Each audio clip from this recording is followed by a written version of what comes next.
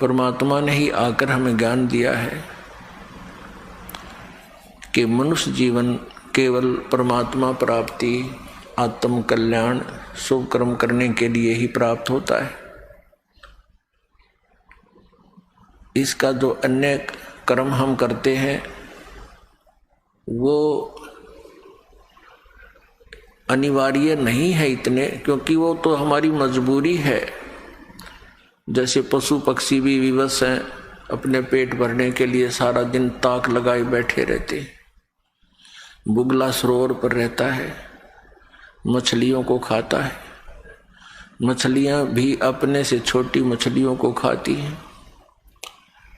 पशु पक्षी भी अपने आहार के लिए इधर उधर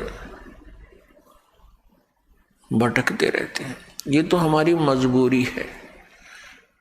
एक जरूरी कार्य और है जिसका हमें ज्ञान नहीं था, और ज्ञान था तो एक औपचारिकता थी।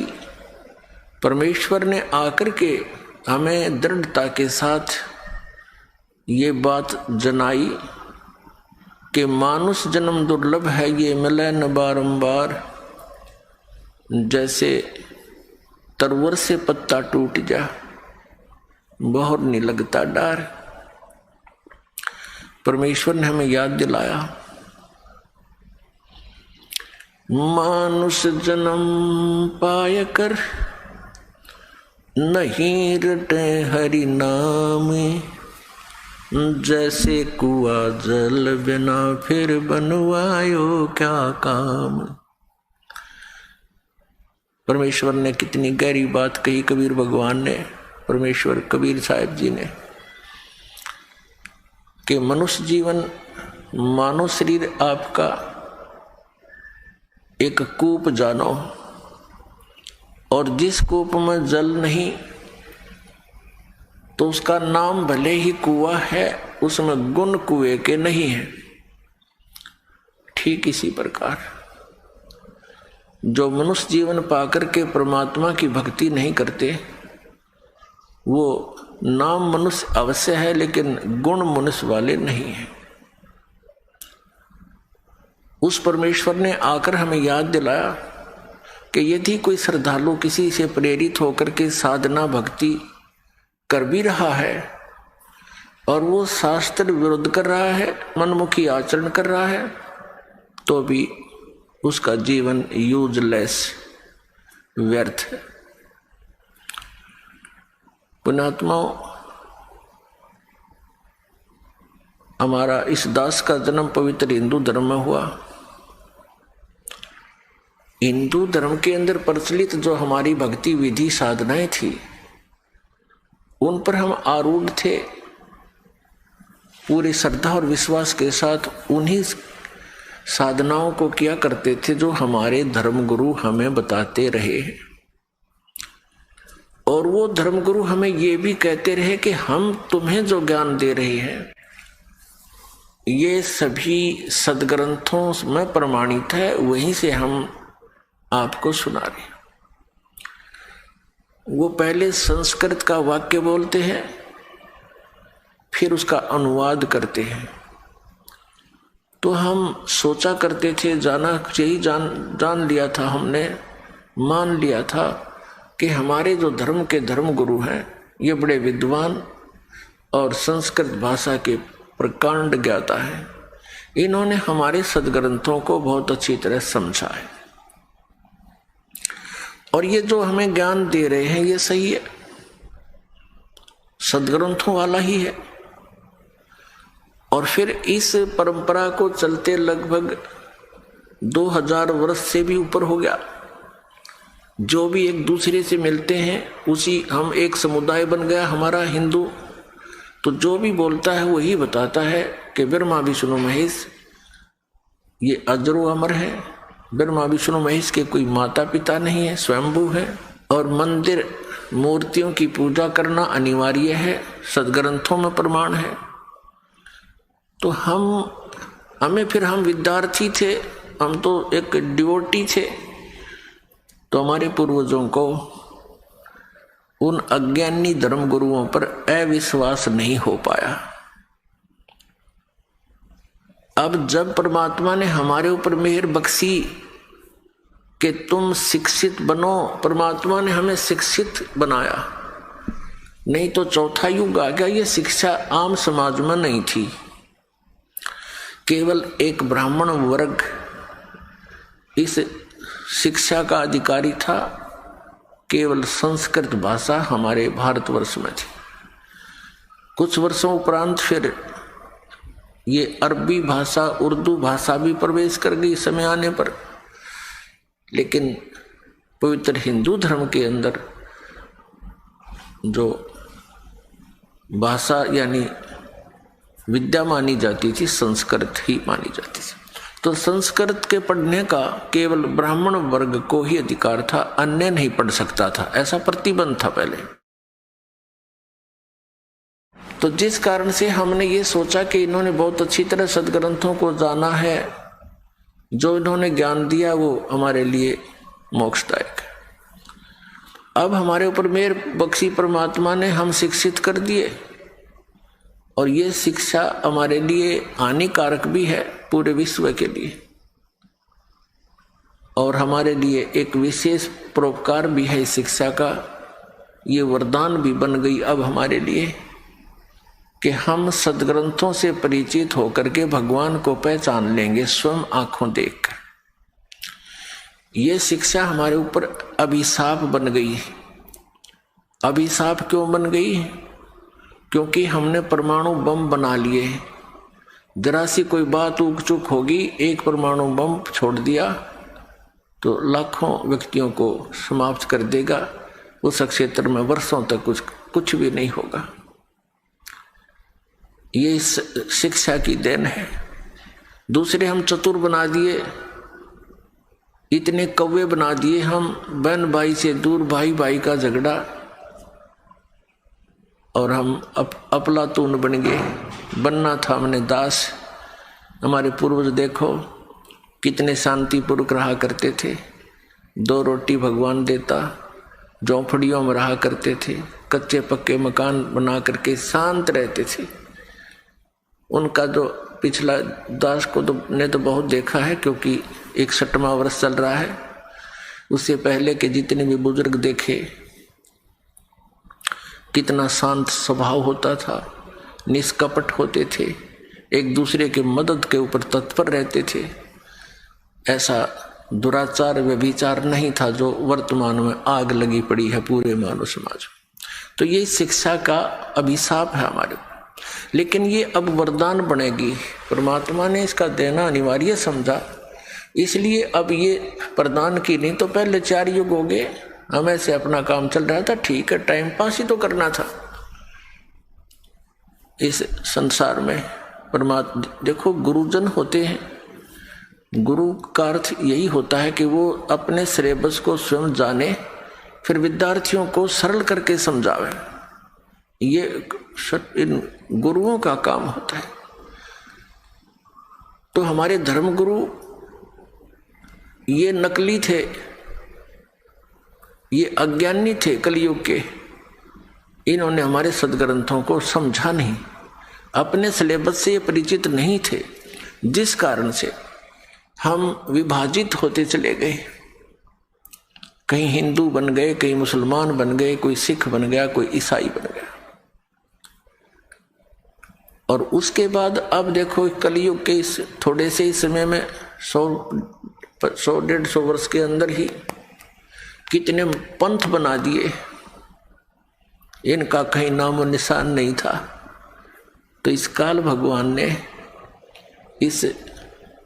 इन नकली गुरुओं के कारण, जो ना वेदों को समझ सके, ना पुराणों से परिचित, ना गीता से परिचित, इन्होंने लोक वेद सुना के हमें इतना कर्मकांड में फंसा दिया। आम व्यक्ति भी चिंतित हो गया, दुखी हो गया इनके कर्मकांड को करते करते। तो पुण्यात्माओं, इस समस्या का समाधान करने के लिए स्वयं परमेश्वर आए। ये परमात्मा चारों युगों में आते हैं।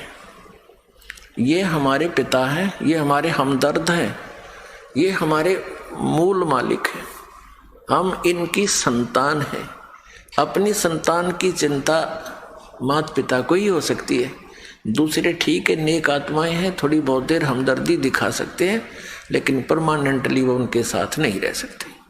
तो इसी प्रकार उस परमेश्वर ने हम पर रहम आया कि मेरे बच्चे बहुत दुखी हो गए, इन्होंने गलती तो की थी बड़ी भयंकर, फिर भी कहते हैं माता पिता बच्चों के सैकड़ों अवगुणों को भी माफ करने को तैयार रहता है यदि वो सुधर जाते हैं। तो उसी दृष्टिकोण से परमात्मा यहाँ आते हैं कि हो सकता है इनकी बुद्धि ठिकाना आगी होई पे और ये मान जाए मेरी बात को और चल पड़े सतलोक को, जहाँ इनको कोई कष्ट नहीं, कोई दुख नहीं, कोई जन्म और मृत्यु नहीं। अब पुण्यात्मा इस काल भगवान ने ऐसा कमाल कर दिया, ये नकली पंथ चलवा दिए, सतलोक की महिमा गाने वाले और भक्ति बताने वाले। इनको सतलोक का पता नहीं, इनको उस परमात्मा की भक्ति विधि का ज्ञान नहीं, और करोड़ों व्यक्तियों को गुमराह करके शांत बैठा दिए, निश्चिंत कर दिए। क्योंकि एक परंपरा पड़ेगी 100 वर्ष 150 वर्ष से, जो 50-60 वर्ष से कोई पंथ चल पड़ा, तो उसके बच्चे तो अपने माता पिता के साथ बचपन से ही वहाँ जाते रहते हैं, आते रहते हैं, जैसा भी उन्होंने ज्ञान दिया उसको ग्रहण कर लिया, नो ऑब्जेक्शन। जैसा कि हम हिंदू धर्म में जन्म होने के कारण हम अपनी परंपरागत साधनाओं को माता पिता के साथ जहाँ भी मंदिरों में जाते, तीर्थों पे जाते, हम उन्हीं को फाइनल मान लिया था और संतुष्ट थे। तो ये इतनी जटिल समस्या कर दी इन अज्ञानी ऋषियों ने, मह ऋषियों ने, गुरुओं ने, मंडलेश्वरों और इन आचार्यों ने, कि हमारे ये समझ में नहीं आ रहा कि कौन ठीक है कौन गलत है। सब अपनी अपनी डफली पीट रहे हैं। कोई कहता इन 5 नामों से मोक्ष है, कोई कहता हरे राम हरे कृष्ण से मोक्ष है, कोई कहता 3 नाम है, कोई 5 नाम बताता है, ओंकार रंकार ज्योति निरंजन ये सतनाम आदि, कोई अकाल मूर्त सब स्वरूपी राम सतपुरुष ये मंत्र दे रखे बच्चों के खिलौने। ये कई प्रमाण नहीं, किसी संत के इतिहास में नहीं जिन्होंने भगवान पाया हो, ना किसी ग्रंथ में, ना संत मते के इतिहास में संत मता परमेश्वर कबीर साहब से चला। और ये सब संत मानते हैं, पंथ मानते हैं कि कबीर साहब से पहले संत मता नहीं था। वो 600 वर्ष पहले से संत मता और ये 100 वर्ष पहले से चला हुआ अपना मन मता, मनमुखी साधनाएं कर रहे हैं ये लोग। तो इन सब का निवारण करने के लिए परमात्मा को स्वयं ही आना पड़ता है। अभी जो जितने भी गुरु हैं, धर्मगुरु हैं, आचार्य हैं, शंकराचार्य हैं या कोई और मंडलेश्वर महंत है, ये परमात्मा के बच्चे बहुत अच्छे बच्चों में से हैं, यानी पुण्य आत्माओं में से हैं। और ये धनी थे भक्ति के, और ये काल भगवान के फंस गए। इस काल भगवान ने इनको अपने कब्जे में ले लिया, इनको इतना मिसगाइड और प्रभु बना दिया, इतना इनको मिसगाइड कर दिया, भ्रमित कर दिया, अज्ञान बरवा दिया। और फिर इनका रिमोट अपने हाथ में रखता है। तो इन पुण्यात्माओं ने करोड़ों जीवों को अपने सदग्रंथों से हटकर लोकवेद सुना दिया। आप भी पाप के भागी बने, भगवान के बच्चों को मिसगाइड करने का इन्होंने भार सिर पर ले लिया। इनकी वो दुर्गति होगी, आगे चलकर देख लेना पुण्यात्मा। आप तो अभी नहीं समझ पाओगे इस अध्यात्म ज्ञान को, क्योंकि दास इस मार्ग का मास्टर है, अच्छी तरह इस सदग्रंथों को समझा है, परमात्मा ने ज्ञान दिया है, दिव्य दृष्टि यानी दास का ज्ञान योग खोला है। आगे चल के इन नकली गुरु मंडलेश्वरों, आचार्यों, शंकराचार्यों की वह दुर्गति होगी, इनको नरक में ठोका जाएगा। क्योंकि परमात्मा के विधान को त्याग कर अपना मता चलाना, ये संविधान तोड़कर चलने वाली बात है। तो संविधान का उल्लंघन करने वाला वो पाप का भागी और दंड का अधिकारी होता है।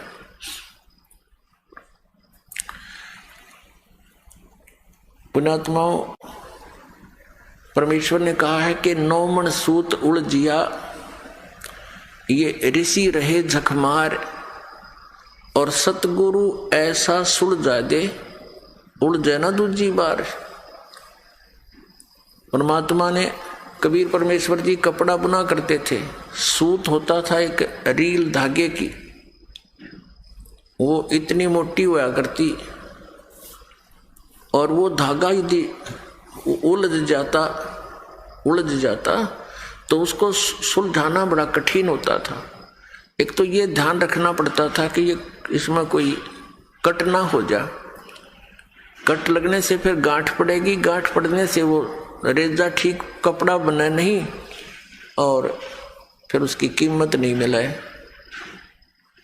वह दिहाड़ी मिले नहीं। जिस कारण से जुलाहे बहुत सावधानी से उनको सुलझा करते थे।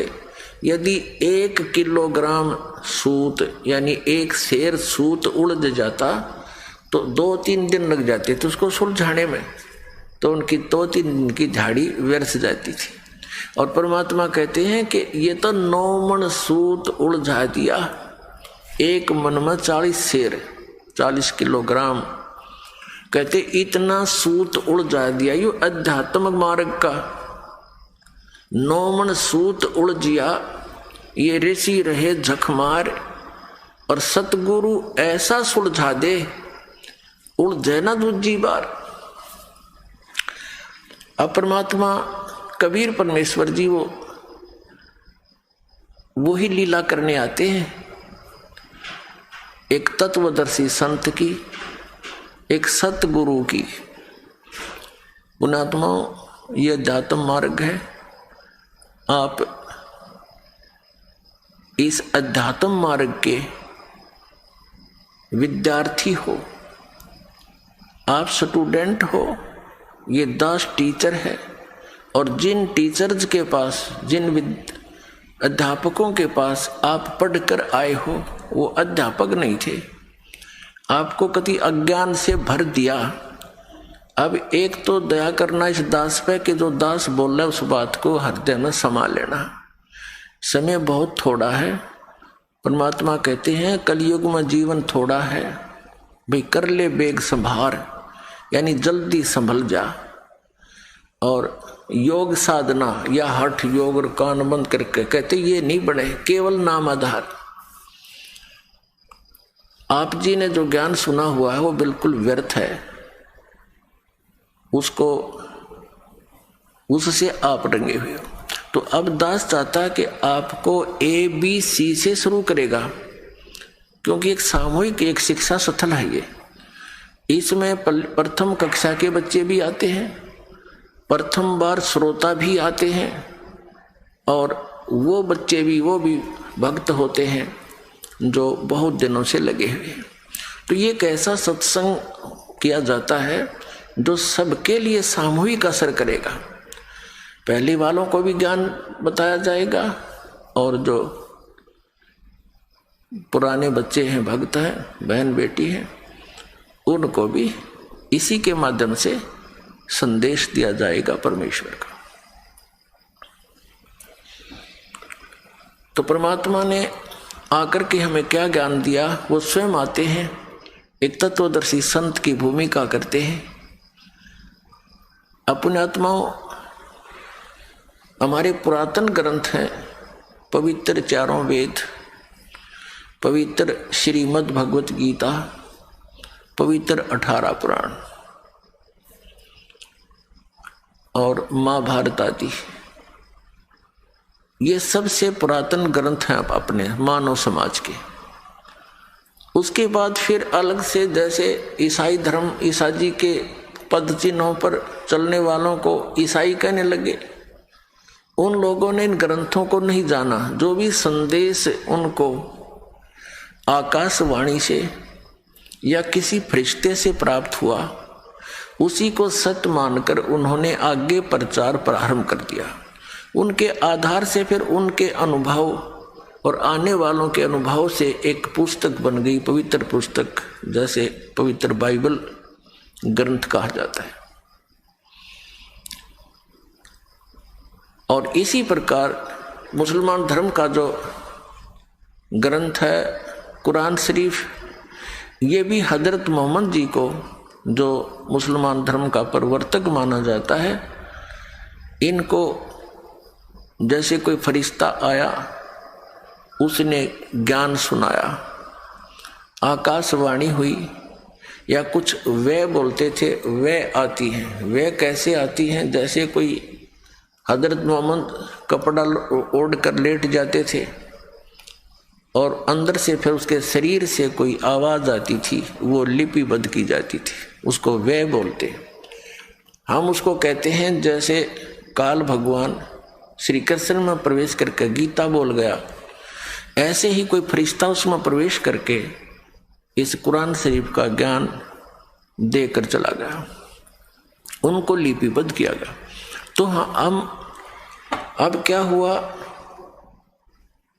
कि हमारे जो पुरातन ग्रंथ थे, वेद और गीता पुराण, ये संस्कृत भाषा में थे।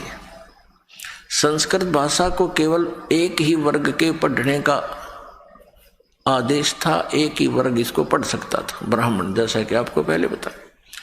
तो वो इस अध्यात्म ज्ञान से परिचित नहीं थे, संस्कृत अवश्य जानते थे, अच्छे ज्ञाता थे, व्याकरण भी अच्छी शुद्ध बोलते थे, उच्चारण पर ही ज़्यादा जोर देते थे, शास्त्रार्थ उनके आपस में ही होता था। किसी ने अशुद्ध व्याकरण भी बोल दिया, उसी पर ताड़ी पीट देते थे, उसको पराजित था और विजयी ऐसे ही किया जाता था। श्रोता जो होते थे वो अशिक्षित होते थे, जो संस्कृत भाषा जानते नहीं, और दो संस्कृत के ज्ञाता विद्वान कहलाने वाले बैठ करके आपस में अपनी संस्कृत में ही भाषा बोला करते थे, शुद्ध उच्चारण के साथ। और जिसने अत्यधिक संस्कृत बोल दी, डाटा नहीं डटा, जिसने घनी घोट रखी हो, तो श्रोता उसको विजयी कर देते थे ताड़ी पीट के, और वो विजयी सिद्ध हो जाता था, चाहे वो किसा अज्ञानी हो। ऐसे ये एक दूसरे में मंडलेश्वर सिद्ध हो गए, और इनको कख नहीं पता था अध्यात्म मार्ग का। तो आज दया करी भगवान ने, प्रथम तो ये रजा करी कि हमें शिक्षा दी, जो कि ना देनी चाहिए थी वो भी देनी पड़ी हमारे को इस नरक से निकालने के लिए। भले ही हम एक बार, अब जैसे बाल्टी निकालनी होती है कुएं से पानी, तो रस्से के बांध कर उसको कुएं में पटका जाता है, उसको डबोया जाता है पहले और फिर खींचा जाता है, तो कुछ जल लेकर आए।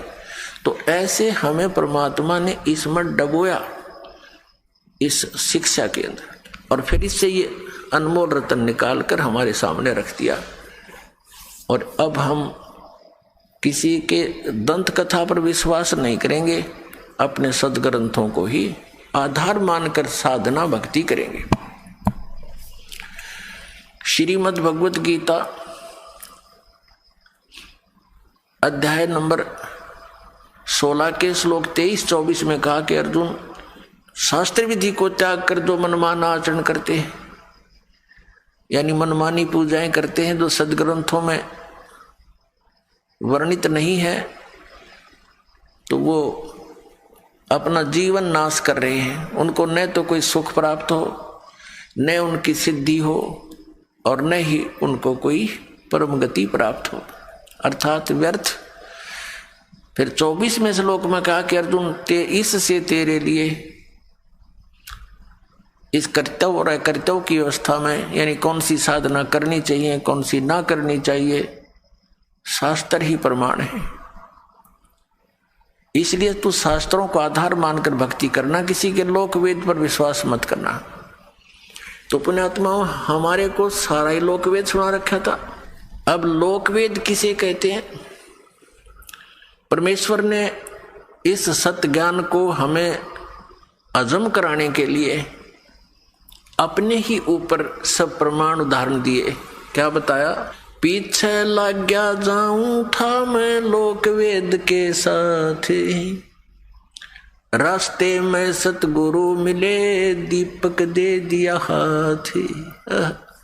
क्या बताते हैं भगवान। जैसे ये दास पहले हनुमान पुजारी था, बाबा श्याम जी की पूजा करता था। भगवान श्री कृष्ण विष्णु एक विशेष इष्ट थे, विशेष श्रद्धा थी इनमें। और साथ साथ में भगवान शंकर, भगवान गणेश, माता गौरी, लक्ष्मी माता, दुर्गा माता, यानी जो भी देवता सुप्रसिद्ध से होते थे, हम सभी की आड़ लेते थे, सभी की पूजा करते थे, सबसे ही अर्ज किया करते थे कोई सुख या दुख की झलक होती थी। और उनको करते करते भी हमें बहुत से सुख हुए। जैसे बच्चा पढ़ता है, शिक्षा में सफल हुआ, परीक्षा में सफल हुआ, तो अपने हनुमान जी की जय हो, बाबा श्याम जी की जय हो, भगवान कृष्ण ने बड़ी दया करी, ये तो संकट मोचन ही है हनुमान जी, तो भगवान कृष्ण जी ने ऐसे दया कर दी। तो बच्चों को, हम बच्चे थे जैसा भी, यही हमें बहुत था कि हमारे इन भगवानों ने हमें पास कर दिया, सफल किया। फिर सर्विस प्राप्त हुई, अपने इन्हीं भगवानों के शुक्र मनाए। फिर पुत्र पुत्रियां प्राप्त हुई, फिर इन भगवानों के शुक्र मनाए। और ऐसे सुख जो हो रहे थे, हम सोच रहे थे ये भगवान श्री कृष्ण, भगवान विष्णु, भगवान हनुमान जी, श्री हनुमान जी और बाबा श्याम जी दे रहे हैं। तो अब बच्चे समझदार हो गए हैं इस ज्ञान के, दास के तत्व ज्ञान से। तो अब बहुत से समझदार होकर के कुछ एक दूसरे से डिस्कस भी करते हैं। कहते हैं एक समय एक आपस में दो भक्त डिस्कस कर रहे थे कि भी किसकी पूजा करते हो। एक कहने लगा मैं बाबा हनुमान जी की, लाल लंगोटे वाले की। तो कहते हैं भाई सुन, एक भगत ऐसे ही हनुमान जी की पूजा कर रहा था, हनुमान जी प्रसन्न हुए, अब मांग भाई के मांगेगा। क्या मांगता है बच्चा, मांगो। अब बच्चे ने के मांग रहा था, ने बोला जी बढ़िया सी पेंट कमीज दे दो। ने बोला भाई मैं लंगोट मारूं, तेरे से कहाँ से लाऊंगा, मैं ही एक लंगोट में टाइम पास करता हूं, आपके लिए कहां से लाऊं मैं। और हनुमान जी ने ये कहा था कि भाई राम की भक्ति करो, किसी और की नहीं। तो पुण्यात्माओं, ऐसे ही आप समझना ना, भगवान श्री राम ने कभी कहा मेरी भक्ति करो, वो स्वयं भगत थे। ना श्री कृष्ण जी ने कभी कहा मेरी भक्ति करो, वो स्वयं भगत थे, भक्ति करते थे। राम कृष्ण से कौन बड़ो, उन्हों भी गुरु की ने, तीन लोक के वे धनी, गुरु आगे अधीन। कबीर साहब कहते हैं कि सभी रामचंद्र को भजत हैं, जान मुक्ति को धाम। और रामचंद्र ने वशिष्ठ गुरु किया, अरुण को दिया उसने ओम नाम। अब कितनी गहरी बात कही है कि ये और तो श्री रामचंद्र जी की भक्ति करें, अकियो मोक्ष करेगा। अपने मोक्ष के लिए श्री रामचंद्र जी ने वशिष्ठ गुरु जी से दीक्षा ली, उसने उसको ओम नाम दिया कि इसका जाप कर तू। तो ये रामचंद्र जी आपको कैसे मोक्ष दे देगा। तो इस तरह के परमात्मा ने आकर के ये उदाहरण, अनमोल ज्ञान, सूक्ष्म वेद प्रदान किया। परमेश्वर ने जो अपने मुख कमल से ज्ञान कहा, स्वयं आकर के उसको सूक्ष्म वेद बोलते हैं, उसको पांचवा वेद कहते हैं, उसको सच्चिदानंद घन ब्रह्म की वाणी कहते हैं। तो पुण्यात्माओं, जो प्रसंग चल रहा है कि परमात्मा ने कहा कि पीछे लग गया जाऊं था लोक वेद के साथ, रास्ते में सतगुरु मिल गए, ये दीपक दे दिया हाथ। अब अंधेरे में जा रहे थे, दिशा मिली नहीं, क्योंकि हम भक्ति के सफर के हम यात्री हैं। और हम जिस सफर, भक्ति वाले सफर पर चल रहे थे, आगे चलकर हम जैसे भी साधनाएं कर रहे थे, आगे चलकर परमात्मा यानी सतगुरु मिल गए। उन्होंने हमें तत्व ज्ञान रूपी दीपक दे दिया। इस तत्व ज्ञान रूपी दीपक की रोशनी में हमें पता चला कि हमारी दिशा गलत है, और जिन भगवानों को हम अजरो अमर मानकर और मुक्ति का धाम मानकर, मोक्षदायक मानकर, संकट निवारण करने वाले मानकर हम इन पर आश्रित थे, वो हमारी आंखें खुल गई। अब जैसे श्रीमद् भगवत गीता अध्याय नंबर 2 के श्लोक नंबर 46 में कहा कि अर्जुन, बहुत बड़े जलाशय की प्राप्ति के उपरांत एक छोटे जलाशय में जैसी आस्था रह जाती है, ठीक उसी प्रकार उस पूर्ण परमात्मा के गुणों से, उसके तत्व ज्ञान से परिचित होने के बाद अन्य ज्ञानों में, अन्य भगवान देवताओं में ऐसी आस्था आपकी रह जाएगी। कैसे रहेगी कि जैसे एक छोटा सा तालाब होता है, जलाशय, एक वर्ष वर्षा ना हो तो वो सूख जाता है, उस पर आश्रित प्राणी भी उसका संकट का सामना करते हैं और वहां पर तड़फ तड़फ कर मर जाते हैं। और एक इतना बड़ा सरोवर हो, इतनी बड़ी झील हो, 10 वर्ष भी वर्षा ना हो तो भी उसका जल समाप्त नहीं हो, और वो मिल जाए उन प्राणियों को। एक बहुत पुराने समय की जब ये गीता बोलेगी, उस समय पूरा ही मानव समाज इन सरोवरों पर आधारित था, तालाबों पर आधारित था। इतना गंद नहीं था जो अब है। घास फूस बहुत होता था, जलाशय बहुत बड़े बड़े होते थे, कुछ छोटे भी होते थे, तो आसपास वर्षा होती थी, जड़ी बूटियों पर वर्षा हुआ जल उसके अंदर आकर के मिल जाता था, और वो वर्षों से, 1 वर्ष तक, और बड़ी झील होती तो कई वर्षों तक वो खराब नहीं होता था। तो उसी में स्नान भी करते थे, उसी से पानी भी जल भी पीते थे, और छोटी मोटी कोई बगीचे वगैरह भी लगाते थे, तो उसी से सिंचाई वो करते थे। तो ऐसे वो अपना निर्वाह करते थे, झोंपड़ियां डालकर उसके आसपास रहा करते थे। तो कहने का भाव ये है कि हमने जब ये तत्व ज्ञान हुआ और फिर आप जी के समक्ष ये डंडोरा पीट दिया, तो उस समय हम छोटे जलाशयों पर आश्रित थे। श्री ब्रह्मा जी, श्री विष्णु जी, श्री शिव जी। ब्रह्मा जी की तो हम पूजा कराए नहीं करते, ये तो हमारे धर्म गुरुओं ने बता दिया था कि ये पूजा के योग्य नहीं है, इसकी पूजा बंद कर रखी है। शक्ति ने इसको श्राप दे दिया था, तेरी पूजा जग में नहीं होगी। फिर ये 2 भगवान शेष बचे, भगवान विष्णु और शंकर जी, इनकी पूजाएं हम करते थे। तो ये भगवान बुरे नहीं है, लेकिन ये हमारे लिए सफिशिएंट नहीं, पर्याप्त नहीं है। जैसे उस जलाशय का, छोटे जलाशय का जल वो बुरा नहीं था, लेकिन वो पर्याप्त नहीं था, उसमें कभी भी आपत्ति का सामना करना पड़ सकता था, वो स्वयं भी सूख सकता था, सूख जाता है, और उसके आश्रित भी तड़प तड़प कर भुगत कर मर जाते हैं। तो इसलिए वो बुरे नहीं थे। और ऐसा कौन अनजान होगा जिसने बड़ी लेक मिल जा और फिर जोड़ पर बैठा रहे उस तालाब पर, पता नहीं कब वर्षा ना हो तो समाप्त हो जाए, ऐसा अनजान कोई नहीं होगा। तो परमात्मा ने कहा है कि पीछे लग गया जाऊं था मैं लोक वेद के साथ, रास्ते में सतगुरु मिल गए, दीपक दे दिया हाथ। अब जैसे ये इस एक छोटे जलाशय को, जिसमें 1 वर्ष के बाद वर्षा ना होने से वो सूख जाए उसका जल, और उसको कोई ये बता रहा है कि ये तो 100 वर्ष भी नहीं सूखा है, ये कभी सूखता ही नहीं, ऐसी कोई व्याख्या कर रहा है, तो कितना, या तो वो स्वार्थी है, या कोई शराबी, या कति महामूर्ख। 1 वर्ष वर्षा ना हो उस जलाशय सूखने वाले को कोई ये कहे कि 100 वर्ष वर्षा ना हो तो बिना सूखते, ये तो ऐसा जलाशय है। तो ये इस 3 टाइप का व्यक्ति हो सकता है, या तो कति अज्ञानी,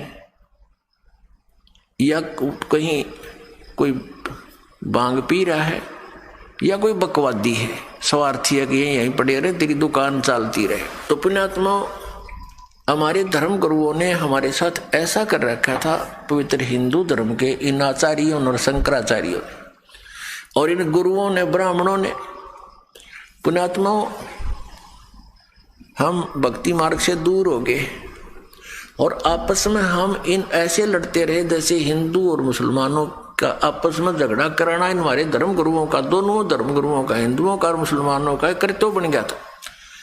कोई जरा सी कोई बात कह दे सच्चाई तो उसको मार दो, काट दो, हमारे धर्म की बेइज्जती कर दी। ये शिक्षा दे रखी हमारे तई, आपस में कट मरना, लड़ मरना। पहले बात को सुने, समझे, तय तक जावे, जो फैसला ले। तो ऐसा हमारा इन्होंने अंडोला बना रखा था। तो अपने आत्मा थोड़ा समझना पड़ेगा, गहराई से सोचना पड़ेगा। तो यहां ब्राह्मण शब्द का अर्थ किसी जाति विशेष से नहीं है। ब्राह्मण वही है, जैसे अब परंपरागत तरीके से हम देखें तो पंडित यानी ब्राह्मण उसको कहते हैं जिसने किसी एक विषय में कोई उसका जो सफलता प्राप्त कर रखी हो, उसको पंडित बोलते हैं। जैसे शास्त्री कहते हैं, पहले पंडित की उपाधि प्राप्त करने वाला एक विषय का आचार्य होता था। वो 2 का भी हो सकता था, 3 विषयों पर भी वो पंडित हो सकता है। पंडित माने विद्वान व्यक्ति। तो दास का जो सत्संग का के वचन जो होंगे परमात्मा कबीर जी द्वारा बताए हुए, और केवल उन्हीं को असर करेंगे जो गुरु पद पर बैठे हैं, चाहे वो किसी भी जाति मजहब के हैं। जो मिसगाइड कर रहे हैं परमात्मा के बच्चों को, तो उन गुरु कहो, उन्हें ब्राह्मण कहो, उन्हें पंडित कहो। हिंदू धर्म के गुरु जो थे ब्राह्मण कहलाते थे। ब्राह्मण सोए जो ब्रह्म पहचाने, यानी ब्राह्मण का अर्थ है जिसने भगवान को जान लिया, वो ब्राह्मण है।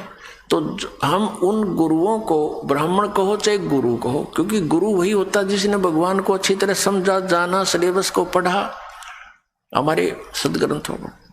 तो दास का उद्देश्य उन ब्राह्मणों से नहीं है। जैसे कोई वैद्य था और बहुत बड़ा अच्छा मास्टर था अपने जॉब का, नब्ज पकड़ता था, बीमारी जान लेता था, औषधि देता था, स्वस्थ हो जाते थे। तो इतना प्रसिद्ध हो गया, फिर उनकी 1-2 पीढ़ी भी थोड़ा बहुत कार्य, 1-2 बच्चा उस वैद्य के कार्य को करता रहा। तो उन सभी उनके वंशजों को, आने वाली पीढ़ियों के सभी बच्चों को ये कहने लगे ये वैद्य है, और वो भी फिर अपने आप को वैद्य कहने लगे। एक सरनेम सा बन गया। हालांकि वो आज भी विद्यमान है ऐसे बच्चे जो वैद्य लिखते हैं अपना सरनेम, और वो जानते नहीं पेट के दर्द की दवाई, औषधि, और वो भी वैद्य कहलाते हैं।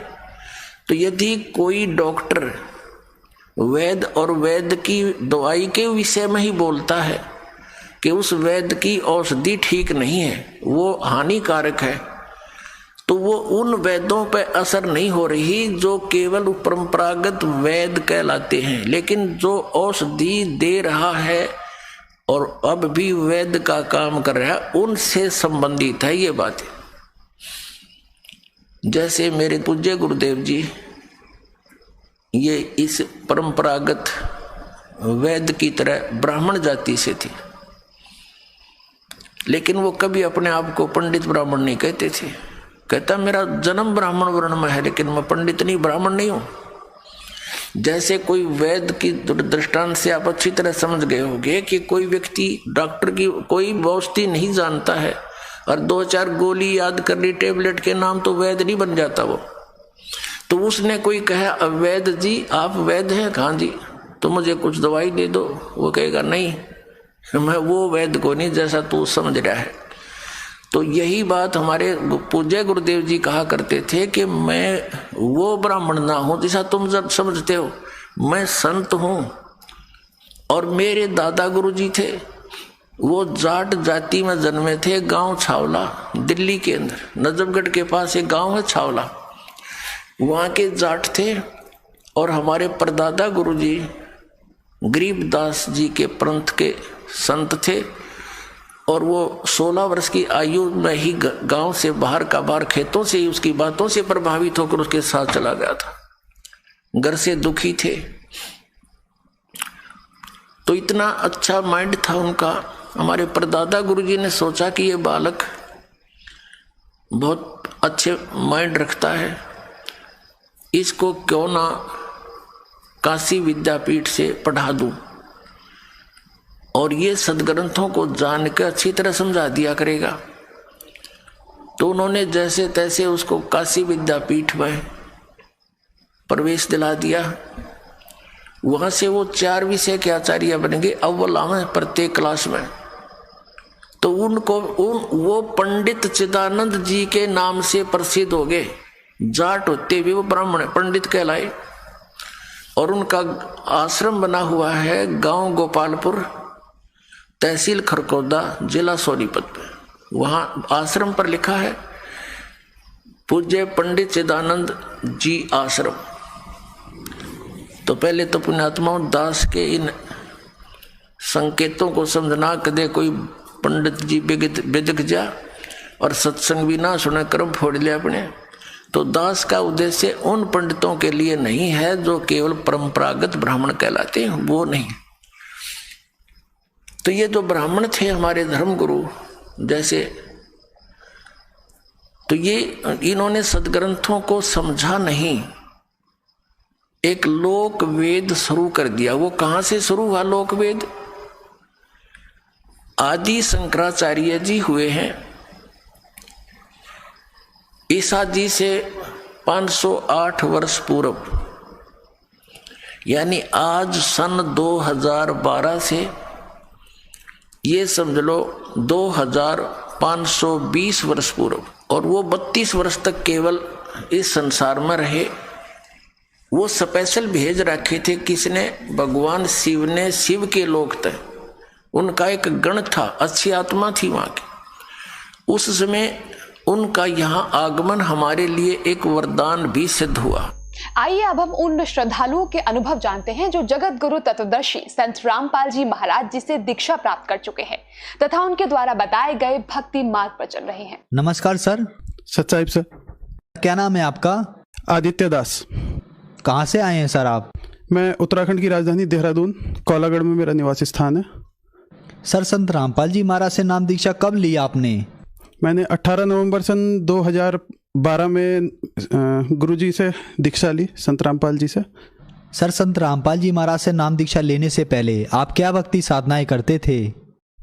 गुरुजी से नामदान लेने से पहले मैं दुर्गा माता को मानता था और काफ़ी ज़्यादा मानता था। घर वाले हमारे यहाँ हनुमान जी की पूजा होती है, घर वाले कहते थे हनुमान जी को पूजो। मेरा मन कहीं नहीं टिकता था, मैं दुर्गा जी को मानता था। और एक बार ऐसा हुआ कि नवरात्रि का मैंने 9 दिन का व्रत रखा हुआ था और मेरे मन में आया कि मैं श्रीमद् देवी भागवत का सप्तशती तो हमेशा से पढ़ता था कि श्रीमद् देवी भागवत पढ़ूँ पूरी।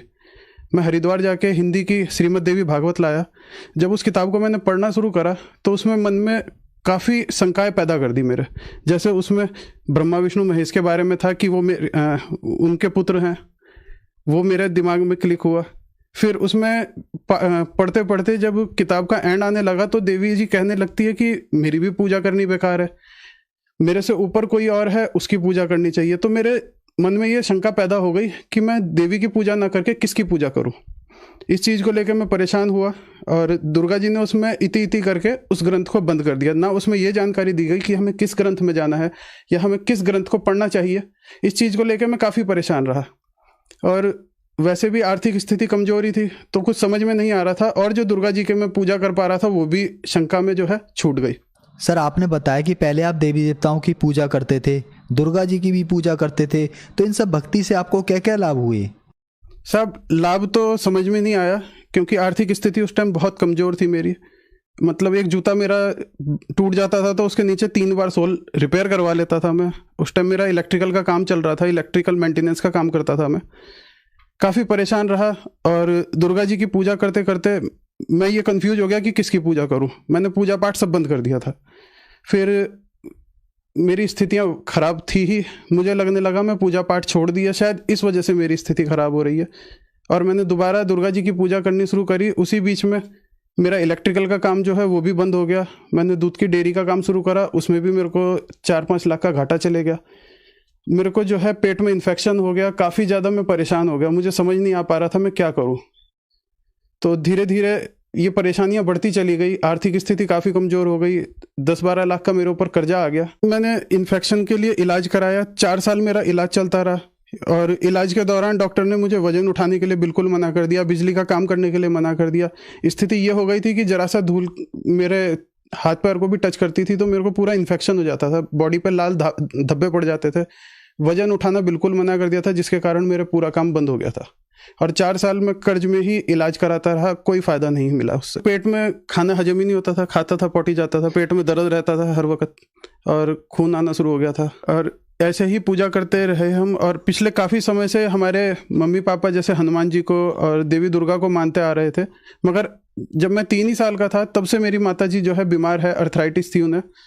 और इसी भक्ति को करते करते मेरी समझ में नहीं आ रहा था कि इस भक्ति के कारण हो रहा था ये, या हमारे अपने पुराने पाप हैं उसके कारण हम लोग इस कष्ट को झेल रहे थे।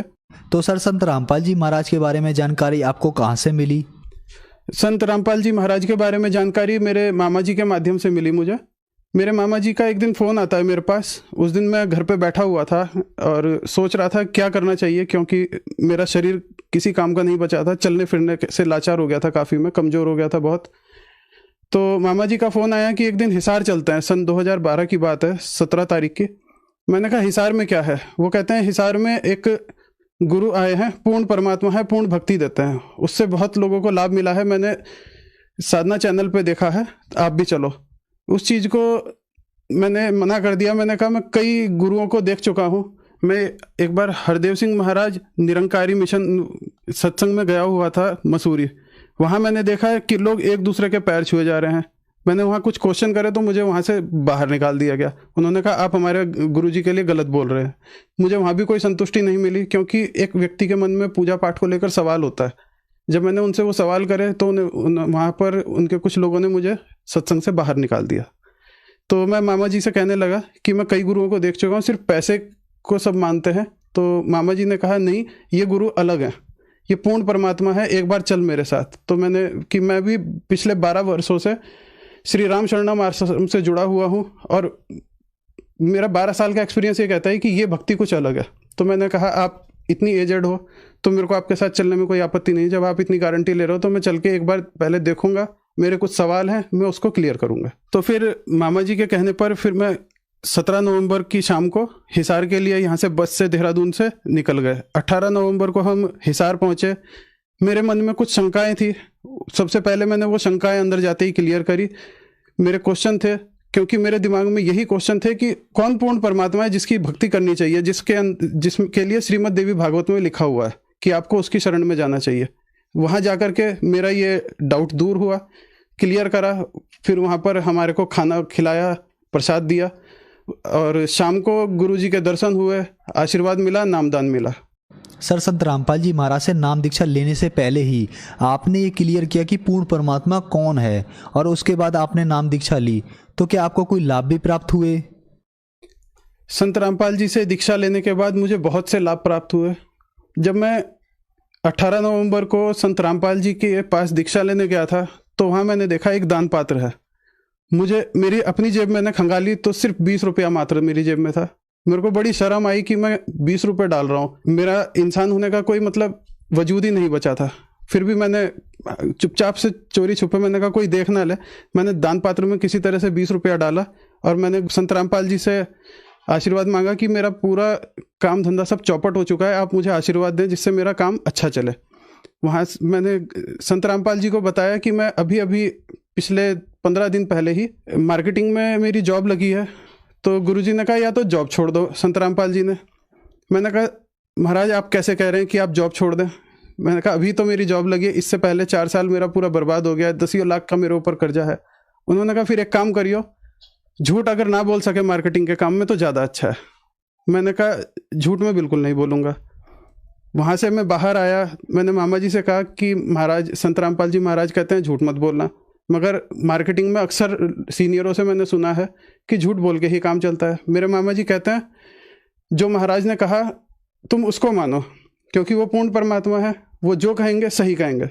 मैंने उनकी आज्ञा को पालन किया। 1 महीने बाद मैं दोबारा गया हूँ, और जिस आदमी ने मात्र 20 रुपये दान करा था और अपना कर्जे में रो रहा था, मेरा 1 महीने का कमीशन जो है 358 रुपये था। 1 महीने बाद मेरी इनकम जो है लगभग 3000 रही। मैंने उसमें से 1000 रुपया गुरुजी के लिए अलग निकाल के रखा। मैंने कहा ये मैं अपने महाराज को देके आऊँगा, उन्हीं के आशीर्वाद से आगे बढ़ा हूँ। मैंने महाराज के हाथ में दिए। मैंने कहा आपके आशीर्वाद से इस बार मेरी तनख्वाह 3000 आई है। गुरुजी ने कहा बेटा चिंता ना करो, ऐसे ही आपकी तरक्की होती जाएगी। 4 महीने बाद हमारी कंपनी में कुछ डाउनफॉल आया। मैंने गुरुजी से प्रार्थना करी कि ये क्या हो गया। गुरुजी कहते हैं डटे रहो, सत्य का साथ मत छोड़ो। मैं लगा रहा। आपको यकीन नहीं आएगा, 3 फरवरी सन 2013 को कंपनी में डाउनफॉल आने के कारण मेरे साथियों की सभी की तनख्वाहें जिनकी 40,000 थी वो 4,000 पे आ गए, और मेरी तनख्वाह 12,000 को क्रॉस कर गई। मैंने गुरुजी को प्रणाम किया, खूब उनके पास गया, फिर उनसे आशीर्वाद लिया। वो कहने लगे बेटा चिंता ना कर, आगे बढ़ता जाएगा। इस तरह से आज मेरी तनख्वाह 40,000 रुपये को पार कर गई है। और जो आदमी जूता बदलने के लिए सोचता था, आज मैंने 4 गाड़ियाँ बदल ली हैं गुरुजी की कृपा से। और 2 मंजिल का हमारा मकान है, और लगभग आज मेरा ही बैंक बैलेंस 6 लाख रुपए हो गया है। जिसके ऊपर 10 लाख का कर्जा था, वो 10 लाख भी मैंने अपना ख़त्म कर दिया है। ये सब संत रामपाल जी का ही आशीर्वाद है। जो मेरे पेट में इन्फेक्शन था, गुरुजी से मैंने उसके बारे में भी बताया था। तो गुरुजी ने जब आशीर्वाद दिया, वो इन्फेक्शन बिल्कुल ऐसे ख़त्म होने लगा। वही दवाइयाँ चल रही थी, वही सब चीज़ें थी।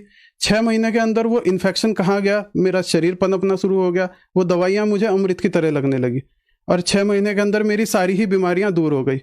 मेरे सिर पर एक चोट का निशान था, जिसका डॉक्टर लेजर से ऑपरेशन बताते थे। 80,000 रुपये उसका खर्चा बताते थे।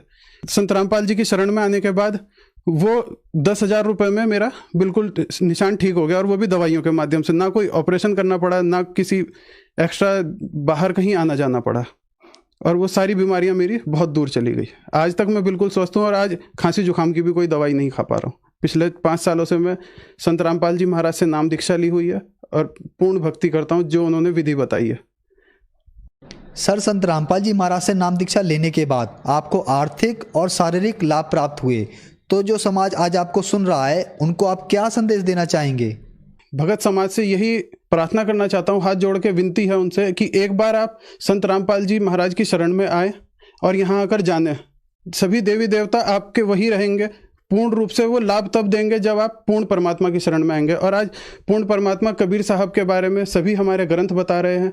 वही डाउट मेरे मन में था कि हमारे सबसे बड़े देवी देवता कौन है, जिसकी हमें शरण में जाना चाहिए, जिसके लिए सब कहते हैं सबका मालिक एक, सबका मालिक एक। वो कौन मालिक एक है? आज वो मालिक स्वयं धरती पर संत रामपाल जी के अवतार में आए हुए हैं। जल्दी करिए, समय बहुत कम है। जितना जल्दी करेंगे उतनी अच्छी भक्ति करेंगे, उतना आप आगे बढ़ेंगे। परमात्मा आपको अपनी शरण में लेंगे। बहुत दयालु हैं, अपनी कृपा सदा बनाए रखेंगे। सर, आपने बताया कि आप मार्केटिंग की जॉब करते हैं, और संत रामपाल जी ने आपको कहा कि झूठ नहीं बोलना और सत्य पर ही चलना है। लेकिन समाज में देखा गया है कि बिना झूठ के मार्केटिंग की जॉब ज़्यादा दिन तक नहीं चल पाती। पर आपकी तरक्की होती आई है जब से आप संत रामपाल जी महाराज से जुड़े हैं। तो ऐसा कैसे संभव हो सकता है सर? अभी तक हम लोग ये मानते थे कि जो भी काम कर रहे हैं हम कर रहे हैं। संत रामपाल जी के पास आने के बाद जो संत रामपाल जी ने मंत्र दिए, उन मंत्रों वेद अनुसार वो मंत्र हैं, हमारे ग्रंथों के अनुसार वो मंत्र हैं। उन मंत्रों के आधार पे हमने भक्ति करी। उस भक्ति का ये लाभ मिला कि मैं किसी व्यक्ति को कोई बात सच बता देता था, जिससे लोग, हमारी कंपनी के और लोग सोचते थे, मेरे साथी कार्यकर्ता, कि इस बात को बताने से हो सकता है कस्टमर हमारा टूट जाएगा। मगर जब मैं वो बात कस्टमर के सामने बिल्कुल सच्चाई के साथ रखता था, बिल्कुल सही बातें बताता था, तो वो एक तरीके से ऐसा होता है जैसे पूर्ण परमात्मा ही मेरे लिए काम कर रहे हैं। वो व्यक्ति मेरे को कोई जवाब नहीं देता था, बल्कि मेरी बात पे एग्री हो जाता था, और मेरे पास काम और ज़्यादा बढ़ जाता था। तो पूर्ण परमात्मा ही मेरे लिए काम कर रहे थे। मैं तो सिर्फ अपनी भक्ति नियम से कर रहा था। सर, संत रामपाल जी महाराज से नाम दीक्षा लेने के बाद आपको बहुत से लाभ प्राप्त हुए।